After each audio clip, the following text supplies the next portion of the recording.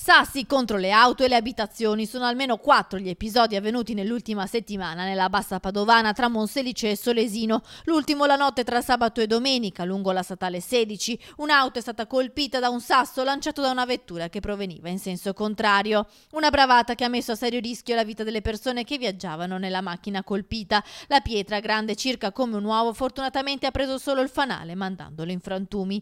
L'episodio è stato raccontato sui social ed è iniziato il tam tam.